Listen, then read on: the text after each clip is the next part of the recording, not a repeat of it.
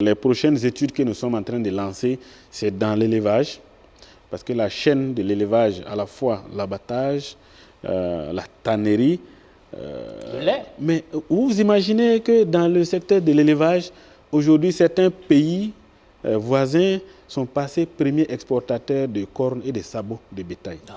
Pourtant, ils ne sont pas producteurs. Donc, ça voudrait dire que nous exportons nos bêtes sur pied et nous ne créons aucune valeur.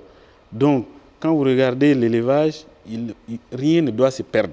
Des sabots aux cornes, en passant par la tannerie, nous portons tous des chaussures, nous avons la maroquinerie. Il faut développer toutes ces filières, la filière viande, la filière lait, mais il faut mettre ça à un autre niveau. Oui. Lorsque vous êtes encore sur des petites unités qui ne peuvent pas avoir un impact significatif, ça ne peut pas tirer l'économie vers le haut. Il faut qu'on se donne les moyens de véritablement moderniser notre élevage et de profiter de chaque chaîne.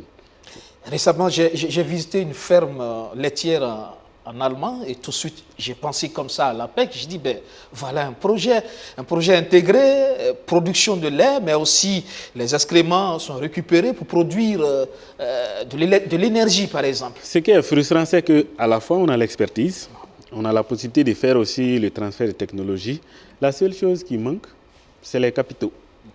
Et si vous avez 100 000 et 500 000 autres Burkinabés ont 10 000, 20 000, 30 000, vous verrez qu'on financera ça. Nous, notre philosophie, sky is the limit. Il n'y a que le ciel qui est la limite. Oui. Et la deuxième limite, c'est notre volonté et notre confiance au modèle endogène. Sinon, nous pouvons faire une deuxième phase de la bataille du rail. Nous pouvons, vous regardez aujourd'hui, le plus grand barrage hydroélectrique en Afrique, c'est en Éthiopie. Ce n'est pas financé par la Banque mondiale, le FMI. C'est financé par actionnariat populaire.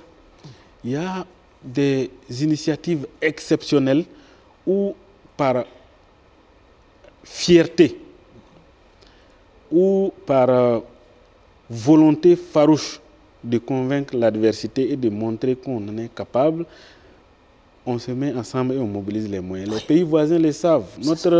Nos ressources humaines en termes de bras valides, ce n'est pas aujourd'hui. Et d'ailleurs, les études qui étaient faites avant indiquaient justement que la première force du Burkina Faso, c'était sa main-d'œuvre.